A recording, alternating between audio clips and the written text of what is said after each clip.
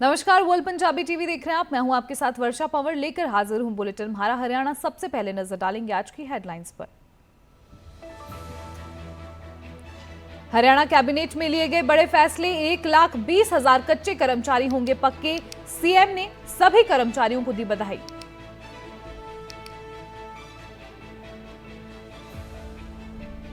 विनेश फोगाट के लिए हरियाणा सरकार का बड़ा ऐलान। सरकार की तरफ से मिलेगी रजत पदक विजेता वाली सभी सुविधाएं। सीएम बोले, विपक्ष के नेता हर क्षेत्र में करते हैं राजनीति।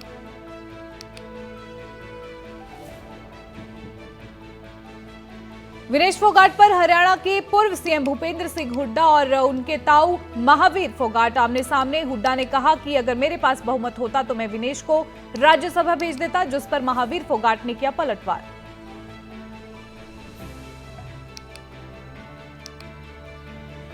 देश के गोल्डन बॉय का आज फाइनल मुकाबला नीरज चोपड़ा से है। देश को गोल्ड की उम्मीद। करनाल की रोड धर्मशाला में किया गया हवन यज्ञ। गो फॉर गोल्ड के लगाए नारे।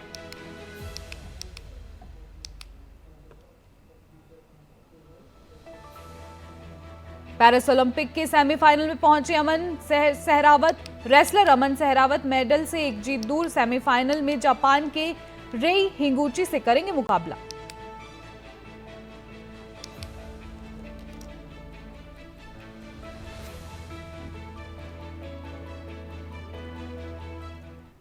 हेडलाइंस के बाद अब खबरें विस्तार से। हरियाणा कैबिनेट में कई बड़े फैसले लिए गए हैं। 1,20,000 कच्चे कर्मचारियों को पक्का करेंगे। सीएम सैनी की ओर से जो है ये बड़ा बयान दिया गया है। वहीं केंद्र सरकार से स्पॉन्सर कर्मचारी इसके दायरे में नहीं आएंगे। सीएम ने सभी कर्मचारियों को इस दौरान बधाई दी। आपको बता दें, हरियाणा सरकार ने विधानसभा चुनावों से पहले बड़ा फैसला लिया है। राज्य के मुख्यमंत्री नायब सिंह सैनी ने 1,20,000 कच्चे कर्मचारियों को पक्का करने का ऐलान किया है। मुख्यमंत्री ने कैबिनेट की बैठक में लिए गए फैसले की जानकारी खुद दी। मुख्यमंत्री ने कहा कि प्रदेश के विभिन्न विभागों में अनुबंध पर कार्यरत 1,20,000 कर्मचारियों को पक्का करने का फैसला किया गया है। मुख्यमंत्री ने इस फैसले की जानकारी देते हुए सभी कर्मचारियों को आजीवन भविष्य सुरक्षित होने की बधाई दी। राज्य में लंबे समय से विभिन्न विभागों में कार्यरत कर्मचारी पक्का किए जाने की मांग कर रहे थे। ऐसे में मांग को देखते हुए आज 1,20,000 कर्मचारियों को पक्का करने का जो है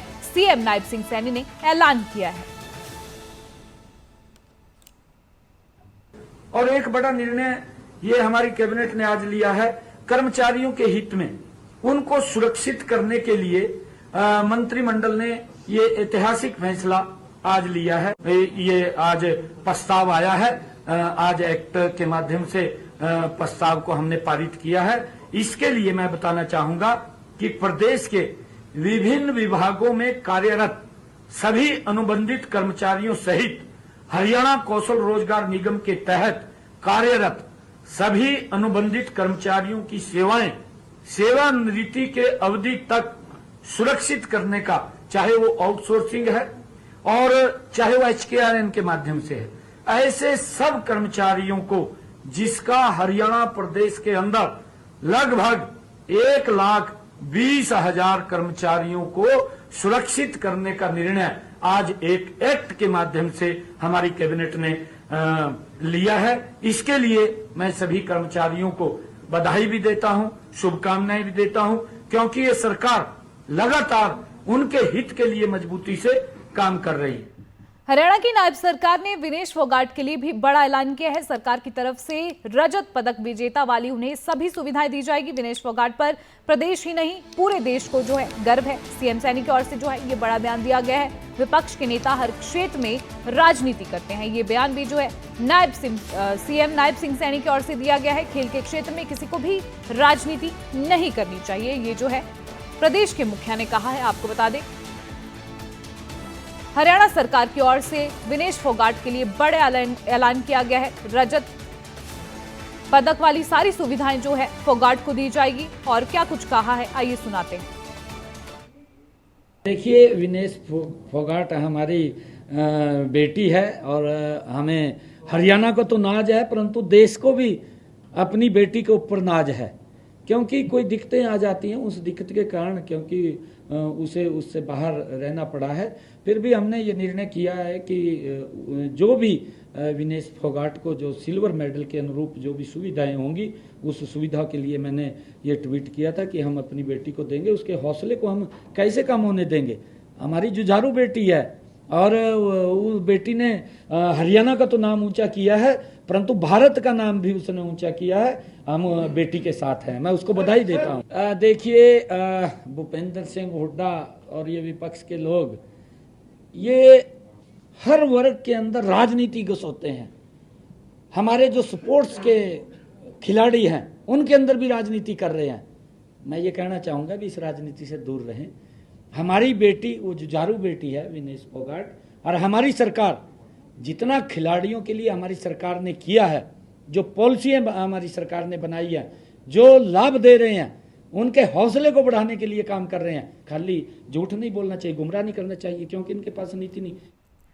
पेरिस ओलंपिक से डिस्क्वालीफाई हुई विनेश फोगाट पर हरियाणा के पूर्व सीएम भूपेंद्र सिंह हुड्डा और उनके ताऊ महावीर फोगाट आमने सामने हो गए। हुड्डा ने कहा कि अगर मेरे पास बहुमत होता तो मैं विनेश को राज्यसभा भेज देता, जिस पर महावीर फोगाट ने पलटवार किया। उन्होंने कहा कि गीता बबीता डीएसपी की जगह एसआई बनाई गई, उन्हें क्यों राज्यसभा नहीं भेजा गया। आपको बता दें कि विनेश फोगाट पर हरियाणा के पूर्व सीएम भूपेंद्र सिंह हुड्डा और उनके ताऊ महावीर फोगाट आमने सामने हो गए। दोनों ने क्या कुछ कहा है, आइए सुनाते हैं।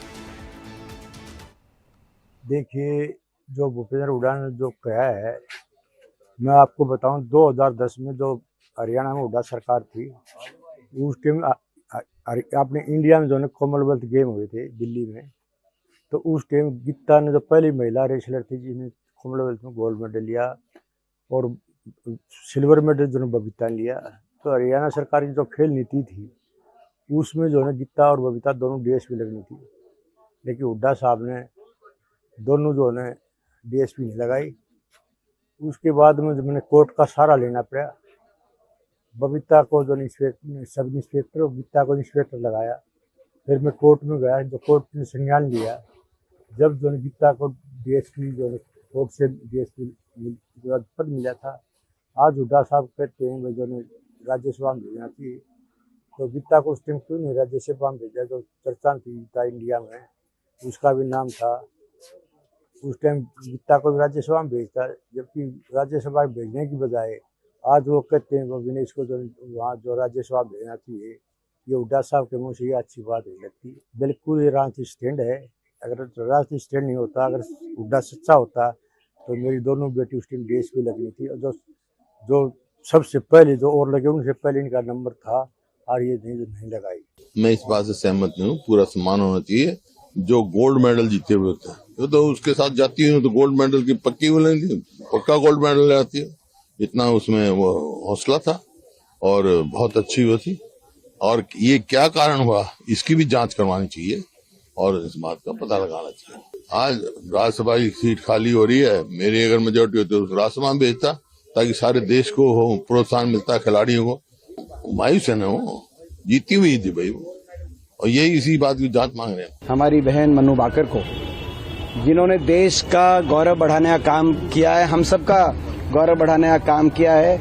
आजाद हिंदुस्तान में पहली ऐसी खिलाड़ी जो एक ओलंपिक।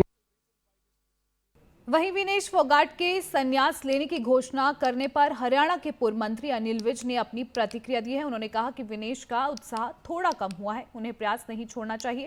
वहीं अनिल विज ने पूर्व मुख्यमंत्री भूपेंद्र सिंह हुड्डा द्वारा विनेश को राज्यसभा भेजने वाले बयान का भी पलटवार किया है। क्या कुछ कहा है, आइए सुनाते हैं। ऐसा होता है कि अब वो बिल्कुल गोल्ड मेडल के नजदीक थी, परंतु उनका वेट ज़्यादा होने के कारण उनको वहाँ से वो नहीं प्राप्त कर पाई। वो थोड़ी सी उत्साह उनका कम हुआ है, लेकिन मैं उनको कहना चाहूँगा कि उनको अपने प्रयास नहीं छोड़ने चाहिए। ऐसा है, हुड्डा जी की एक आदत बन गई है, वो वही घोषणाएं करते हैं जो वो पूरी नहीं कर सकते। उनका पिछला सारा रिकॉर्ड देख लो, उनको पता है कि उनकी संख्या नहीं है, तो वही चीज वो देने की बात करते हैं, हमेशा यही बात करते हैं जो वो नहीं दे सकते हैं। अगर उन्होंने देना ही है तो वो तो बहुत पैसे वाले आदमी हैं।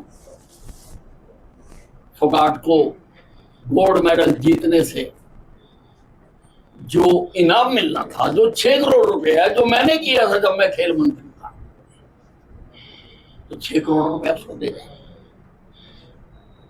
अगर इनके दिल में इतना ही हमदर्दी आ रही है।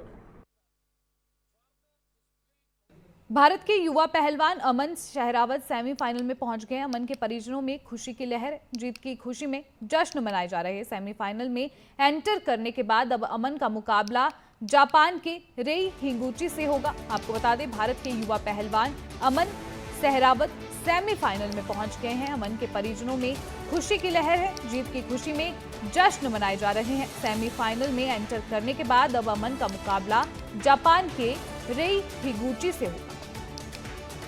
आपको बता दें, पेरिस ओलंपिक में जो है अमन सहरावत सेमीफाइनल में पहुंच गए हैं। अब जापान के रेसलर के साथ जो है अमन सहरावत का मुकाबला होगा।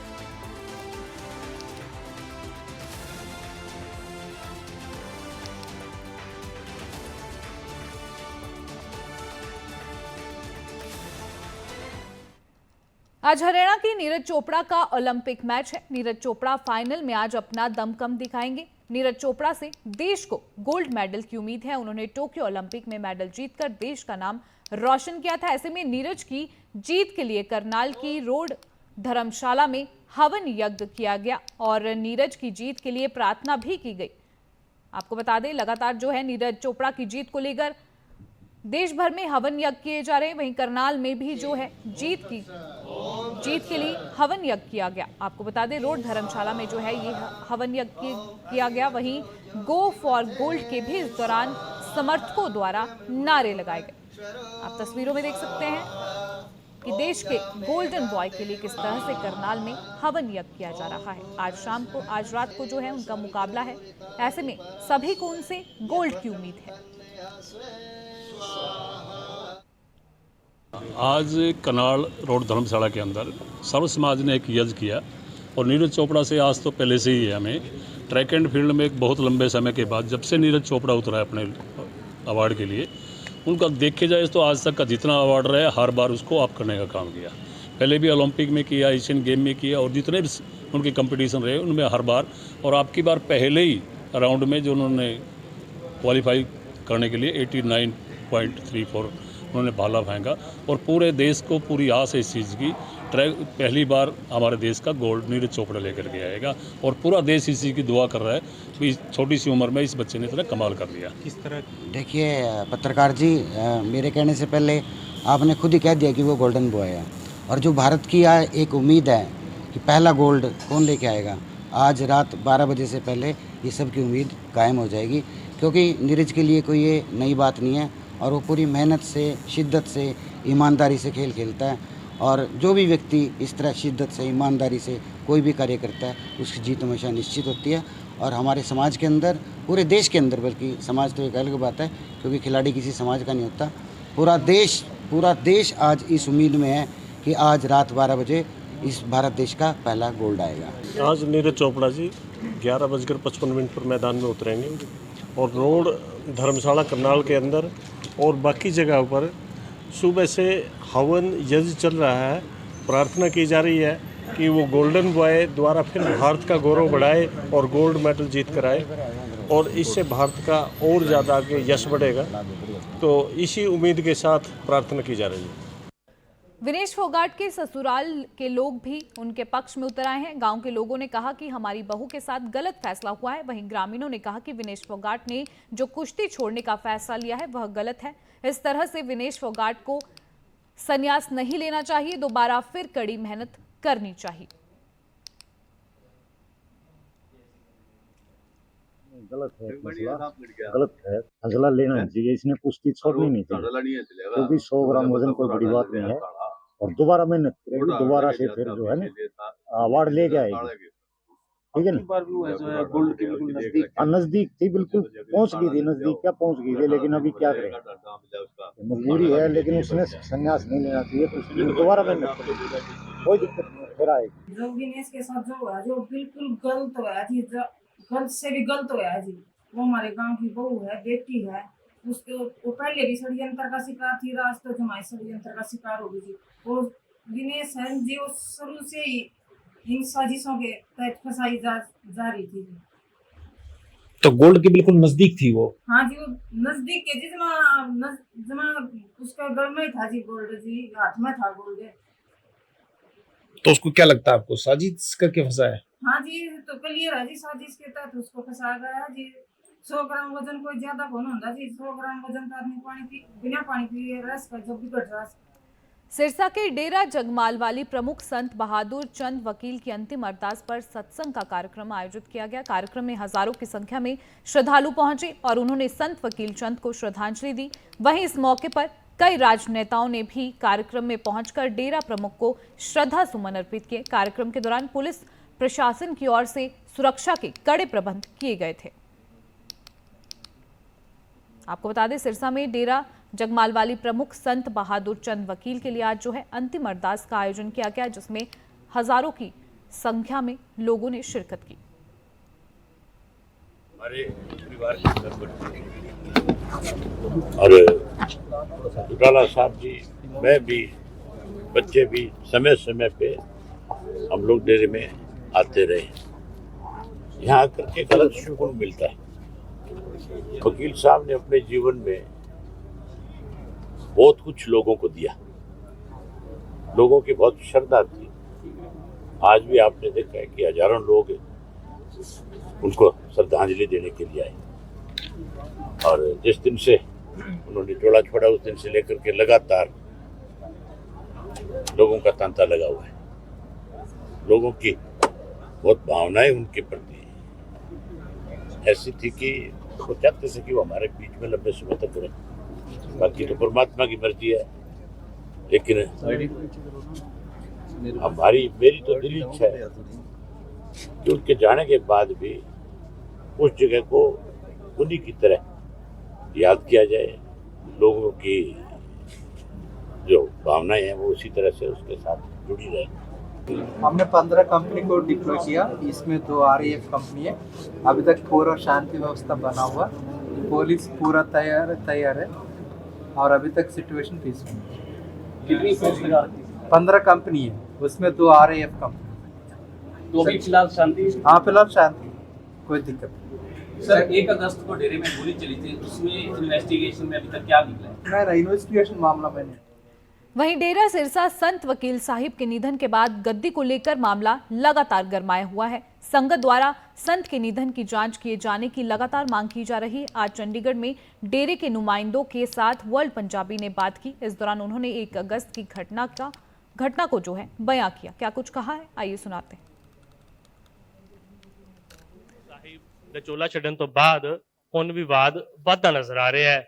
ਵਿਵਾਦ ਗੱਦੀ ਨੂੰ ਲੈ ਕੇ ਵੀ ਹੈ, ਵਿਵਾਦ ਇਹ ਵੀ ਹੈ ਕਿ ਮੌਕੇ ਤੇ ਜੋ ਵੀ ਕੁਝ ਹੋਇਆ, ਉੱਥੇ ਗੋਲੀਆਂ ਵੀ ਚੱਲੀਆਂ, ਤਾਂ ਸਵਾਲ ਖੜੇ ਇਹ ਵੀ ਹੋ ਰਹੇ ਹਨ ਕਿ ਉਹਨਾਂ ਦੀ ਮੌਤ ਹੋਈ ਕਿ ਉਹਨਾਂ ਨੂੰ ਮਾਰਿਆ ਗਿਆ। ਸਾਡੇ ਨਾਲ ਗੱਲਬਾਤ ਕਰਨ ਵਾਸਤੇ ਇਸ ਵੇਲੇ ਮੌਜੂਦ ਹਨ ਸਤਨਾਮ ਸਿੰਘ ਉੱਥੇ ਮੌਜੂਦ ਸੀ ਉਸ ਵੇਲੇ ਜਦੋਂ ਬਾਬਾ ਜੀ ਨੂੰ ਉੱਥੇ ਲਿਆਂਦਾ ਗਿਆ। ਉੱਥੇ ਕੀ ਮਾਹੌਲ ਰਿਹਾ ਤੇ ਹੁਣ ਕਿਉਂਕਿ ਉਸ ਵੇਲੇ ਗੋਲੀ ਵੀ ਚੱਲੀ ਸੀ, ਗੋਲੀ ਇਹਨਾਂ ਕੋਲ ਲੰਘ ਕੇ ਚਲੀ ਗਈ, ਤਾਂ तमाम ਮੌਕੇ ਤੇ ਕੀ ਸਾਰਾ ਘਟਨਾ ਵਾਪਰਿਆ ਉਹਦੇ ਬਾਰੇ ਵੀ ਗੱਲ ਕਰਾਂਗੇ ਤੇ ਸੰਗਤ ਹੁਣ ਕੀ ਚਾਹੁੰਦੀ ਏ ਇਹ ਵੀ ਗੱਲਬਾਤ ਕਰਾਂਗੇ। ਸਤਨਾਮ ਜੀ, ਤੁਸੀਂ ਮੌਕੇ ਤੇ ਉਦੋਂ ਮੌਜੂਦ ਸੀ, ਕੀ ਕੁਛ ਉੱਥੇ ਹੋਇਆ ਪਹਿਲਾਂ ਤਾਂ ਤੁਸੀਂ ਉਹ ਜਾਣਕਾਰੀ ਦਿਓ। ਜਦੋਂ ਬਾਬਾ ਜੀ ਨੂੰ ਲੈ ਕੇ ਆਏ ਤੇ ਉਹਨਾਂ ਨੇ ਪਹਿਲਾਂ ਤਾਂ ਜੀ ਬਾਬਾ ਜੀ ਦੀ ਬੇਅਦਬੀ ਕਰੀ ਜੀ, ਤੇ ਫਿਰ ਅਸੀਂ ਦਰਸ਼ਨ ਕਰਨ ਲੱਗੇ ਤਾਂ ਫਿਰ ਉਹਨਾਂ ਨੇ ਇਹ ਕਿਹਾ ਕਿ ਵੀ ਅਸੀਂ ਅੰਤਿਮ ਸੰਸਕਾਰ ਕਰਦੇ ਹਾਂ ਜੀ। ਤੇ ਉਹਨਾਂ ਨੂੰ ਇੰਨੀ ਕਾਹਦੀ ਜਲਦੀ ਸੀ ਅੰਤਿਮ ਸੰਸਕਾਰ ਕਰਨ ਦੀ, ਸੰਗਤ ਨੂੰ ਦਰਸ਼ਨ ਵੀ ਨਹੀਂ ਕਰਨ ਦੇ ਰਹੇ ਸੀ।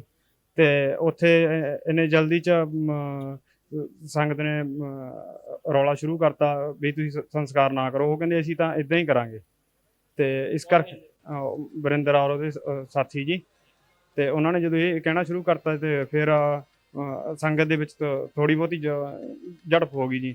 तो वरिंदर ਦੇ ਭਾਈ ਨੇ ਫਾਇਰ ਕੀਤਾ ਜੀ ਤੇ ਉਹ ਫਾਇਰ ਮੇਰੇ ਦੋਸਤ ਦੇ ਜੋ ਨਿਸ਼ਾਨਾ ਮੇਰੇ ਵੱਲ ਸੀਗਾ ਉਹਨਾਂ ਦਾ ਜੀ ਤੇ ਉਹ ਫਾਇਰ ਮੇਰੇ ਦੋਸਤ ਨੇ ਉੱਪਰ ਕਰਤਾ ਜੀ ਹੱਥ ਤੇ ਉਹ ਉੱਪਰ ਸ਼ੈੱਡ ਵਿੱਚ ਲੱਗ ਗਿਆ ਜਾ ਕੇ ਜੀ ਤੇ ਫਿਰ ਇਹ ਡੇਰੇ ਚੋਂ ਭੱਜ ਗਏ ਜੀ ਚਲੇ ਗਏ ਜੀ ਤੇ ਸਾਡਾ ਅਸੀਂ ਇਹ ਸਾਰੀ ਸੰਗਤ ਇਹ ਚਾਹੁੰਦੀ ਹੈ ਕਿ ਬਾਬਾ ਜੀ ਦੀ ਹੱਤਿਆ ਹੋਈ ਹੈ ਜੀ ਤੇ ਇਹਨਾਂ ਨੇ ਪਿਛਲੇ 1.5 ਸਾਲ ਤੋਂ ਬਾਬਾ ਜੀ ਨੂੰ ਬੰਦੀ ਬਣਾ ਕੇ ਰੱਖਿਆ ਹੋਇਆ ਸੀਗਾ ਜੀ ਤੇ ਬਾਬਾ ਜੀ ਨੂੰ ਲਾਸਟ ਦਿਨ ਜਦੋਂ ਡੇਰੇ ਵਿੱਚੋਂ ਲੈ ਕੇ ਜਾਇਆ ਗਿਆ ਤਾਂ ਉਦੋਂ ਇਹਨਾਂ ਨੇ ਡੇਰੇ ਦੇ ਕੱਚੇ ਰਾਸਤੇ ਵਿੱਚ ਦੀ ਬਾਬਾ ਜੀ ਨੂੰ ਲੈ ਕੇ ਗਏ ਆ ਤੇ ਬਾਬਾ ਜੀ ਦੀ ਪਰਸਨਲ ਗੱਡੀ ਵੀ ਨਹੀਂ ਸੀਗੀ ਇਨੋਵਾ ਗੱਡੀ ਵਿੱਚ ਲੈ ਕੇ ਗਏ ਆ ਤੇ ਜਿਹਦੇ ਬਲੈਕ ਸੀਸੇ ਸੀਗੇ ਫਿਰ ਇਹਨਾਂ ਨੇ ਇਹਨਾਂ ਦਾਵਾ ਕਰ ਰਿਹਾ ਵੀ ਅਸੀਂ ਮੈਕਸ ਹਸਪੀਟਲ ਵਿੱਚ ਲੈ ਕੇ ਗਏ ਸੀਗੇ ਜੀ ਤੇ ਉਹ ਮੈਕਸ ਹਸਪੀਟਲ ਨੇ 21 ਤਰੀਕ ਦੀ ਰਿਪੋਰਟ ਜਾਰੀ ਕੀਤੀ ਹੈ ਵੀ ਬਾਬਾ ਜੀ ਦਾ ਹਾਰਟ ਫੇਲ ਹੋ ਗਿਆ ਸੀਗਾ ਜੀ ਹਾਰਟ ਫੇਲ ਹੋਣ ਤੋਂ ਬਾਅਦ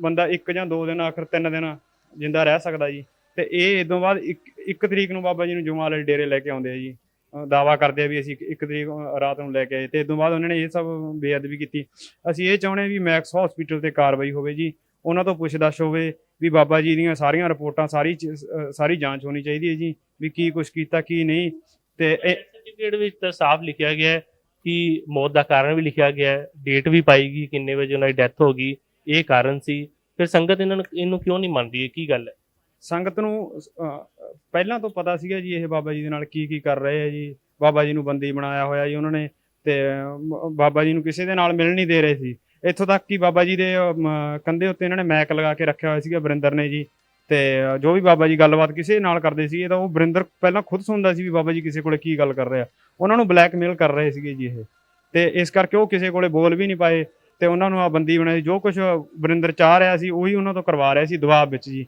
ਇਹ ਇੱਕ ਬਿੱਲ ਪਾਸ ਕਰ ਰਹੇ ਆ ਵੀ ਦੱਸ ਰਹੇ ਵੀ ਇਹ ਬਿੱਲ ਅਸੀਂ ਐਸਐਮ ਵੀ ਇਦਾਂ ਕਰਵਾਈ ਹੋਈ ਹੈ ਇਹ ਕਰਵਾਇਆ ਹੋਇਆ ਉਹ ਬਿੱਲ ਵੀ ਫਰਜ਼ੀ ਹੈ ਜੀ ਉਹਦੇ ਵਿੱਚ ਜਿੰਨੇ ਗਵਾਹ ਸਭ ਚੀਜ਼ਾਂ ਦੀ ਹਾਈ ਲੈਵਲ ਦੀ ਇਨਕੁਆਇਰੀ ਹੋਣੀ ਚਾਹੀਦੀ ਹੈ ਜੀ ਤੇ ਇਹਨਾਂ ਨੇ ਬਾਬਾ ਜੀ ਦੇ ਖਿਲਾਫ ਛੜਯੰਤਰ ਰਚੇ ਤੇ ਸਾਰੀ ਸੰਗਤ ਦਾ ਇਹੀ ਫੈਸਲਾ ਵੀ ਇਹਨਾਂ ਨੇ ਬਾਬਾ ਜੀ ਨੂੰ ਮਾਰਿਆ ਜੀ ਤੇ ਸਾਰੀ ਸੰਗਤ 5 ਲੱਖ ਸੰਗਤ ਆ ਜੀ 5-7 ਲੱਖ ਸੰਗਤ ਆ ਜੀ ਬਾਬਾ ਵਕੀਲ ਸਾਹਿਬ ਜੀ ਨੂੰ ਮੈਨੇਜਰ ਸਾਹਿਬ ਜੀ ਨੇ ਗੱਦੀ ਦਿੱਤੀ ਜੀ ਉਹਨਾਂ ਨੇ ਜੀ ਗੱਦੀ 3 ਸਾਲ ਪਹਿਲਾਂ ਅਨਾਉਂਸ ਕਰਤੀ ਸੀ ਪੂਰੀ ਸੰਗਤ ਦੇ ਵਿੱਚ ਵੀ ਇਹ ਵੀ 21 ਬੰਦਾ ਜੋ ਵਕੀਲ ਵੀ ਜੋ ਗੱਦੀ ਦੇ ਲਾਇਕ ਹੈਗਾ ਜੀ ਸਾਰੀ ਸੰਗਤ ਦੇ ਵਿੱਚ ਉਹਨਾਂ ਨੇ ਇਹ ਬੋਲ ਕੇ ਦੱਸਿਆ ਜੀ ਵੀ ਗੱਦੀ ਦੇ ਲਾਇਕ ਉਹ ਆ ਜੀ ਜੇ ਬਾਬਾ ਜੀ ਸ਼ੋਰ ਹੁੰਦੇ ਤਾਂ ਉਹ ਸਾਰੀ ਸੰਗਤ ਉਹਨਾਂ ਨੂੰ ਇੰਨਾ ਪਿਆਰ ਕਰਦੀ ਸੀਗੀ ਤਾਂ ਉਹ ਸੰਗਤ ਦੇ ਵਿੱਚ ਬੋਲ ਦਿੰਦੇ ਵੀ ਭਾਈ ਇਦੋਂ ਅੱਗੇ ਗੱਦੀ ਉਹਨਾਂ ਨੂੰ ਮਿਲਣੀ ਚਾਹੀਦੀ ਹੈ ਜਾਂ ਇਹ ਹੋਣਾ ਚਾਹੀਦਾ ਤਾਂ ਉਹਨਾਂ ਨੇ ਇਹ ਕੁਝ ਵੀ ਨਹੀਂ ਬੋਲਿਆ ਆਪਣੀ ਸੰਗਤ ਨੂੰ ਕਿਸੇ ਕਾਲ ਦੇ ਹਵਾਲੇ ਗਲਤ ਬੰਦੇ ਦੇ ਹਵਾਲੇ ਨਹੀਂ ਕਰਿਆ ਇਸ ਕਰਕੇ ਅਸੀਂ ਉਹਨਾਂ ਦਾ ਬਹੁਤ ਸ਼ੁਕਰੀਆ ਕਰਦੇ ਹਾਂ ਬਾਬਾ ਜੀ ਸਾਨੂੰ ਕਿਸੇ ਗਲਤ ਬੰਦੇ ਦੇ ਹਵਾਲੇ ਨਹੀਂ ਕੀਤਾ ਜੀ ਤੁਹਾਡੇ ਇਕੱਲੇ ਦੇ ਵਿਚਾਰ ਹੈ ਕਿਉਂਕਿ ਅੱਜ ਉੱਥੇ ਭੋਗ ਵੀ ਹੈ